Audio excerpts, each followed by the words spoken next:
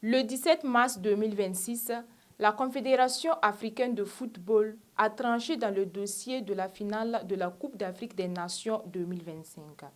S'appuyant sur les articles 82 et 84 de son règlement, le jury d'appel a déclaré le Sénégal forfait, validant une victoire sur tapis vert de 3-0 en faveur du Maroc. À Ouagadougou, cette affaire suscite déjà de vives réactions au sein de l'opinion publique. Nous sommes tous surpris par leur décision.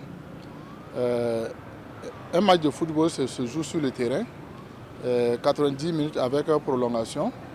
Et nous pensons que les textes qui résistent bien sûr cette même confédération concernant le football de toutes les nations qui participent.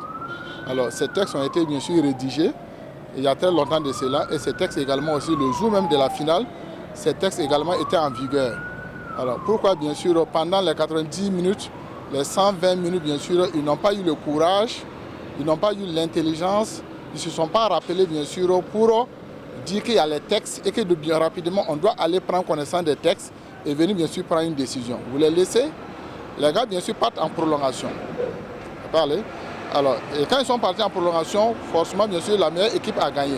Et pourquoi attendre encore 2 mois plus tard pour venir dire non, l'équipe sénégalaise bien sûr n'a pas gagné la coupe, tout simplement qu'il y a eu bien sûr des écarts de comportement bien sûr pendant les 90 premières minutes. Et je pense que nous les Africains nous devons éviter de rentrer bien sûr dans l'histoire par la mauvaise des manières.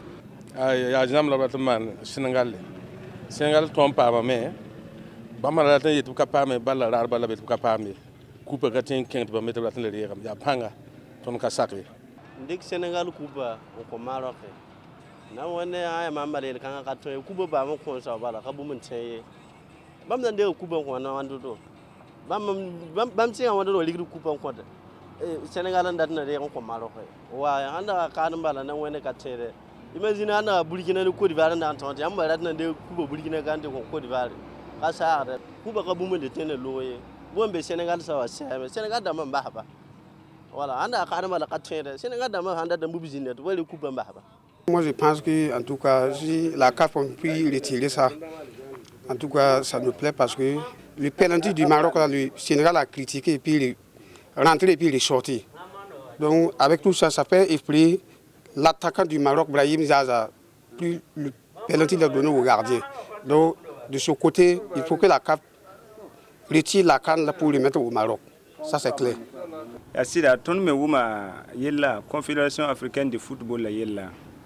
La ton me hentare tagasako ya ti ton bange ti son watan pa libre be fa ya ton Afrika. Ton organise couple en bas. La ya sida nisal han ton pama a coupe siradam ti yam bangta a mémoire am quoi. Voilà, yam pas siradan le gehe. Daten de coupe anti contenga toy kazemsi sanda ya hanje me hoboto handa wen Sénégal handa wen de 3-0 soit 4-1. Yam nan dira men kobi. Ton getam ti yela ka sakare. Voilà, ton sunu pas nom ni toumday. Bon, c'est pas vrai retirer.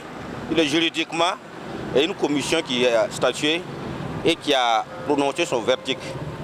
Et le verdict déjà suppose le retrait de la coupe des mains du Sénégal.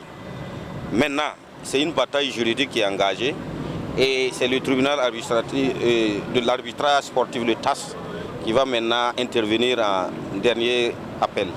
C'est une bataille juridique qui s'est engagée, qui n'arrange personne et qui donne une mauvaise image du football africain, notamment à travers ses instances. Ce n'est même pas le seul retrait du Sénégal, mais c'est vraiment, on enlève, comment on appelle, c'est la quintessence, le plaisir même du football qu'on enlève. Et comme je le disais, c'est une bataille qui n'arrange pas les deux parties. Celui qui va sortir victorieux n'aura pas la même saveur que s'il avait gagné sur le terrain. On peut dire que le Sénégal a gagné sur le terrain, mais le Maroc aussi a prévalu à travers des raisons objectives pour justifier, parce qu'il y a eu le trait. C'est méchant, mais c'est quand même, c'est une interprétation. Maintenant, quand on parle d'interprétation, c'est pour ou contre. Donc maintenant, comme je vous disais, c'est le TAS qui va statuer par rapport aux deux oppositions. Pourquoi encore soulever un autre débat après combien de mois, 2 mois? Ce n'est pas vraiment intéressant, c'est déshonorant. Voilà. Et quand nous nous comportons de la sorte, c'est pour bien sûr venir à faire quoi? L'objectif sera quoi? C'est de bien sûr faire briser la CAF. Alors, je reprends bien sûr ce que Yaya Touré a dit. Certains sont jaloux bien sûr du succès de la CAN.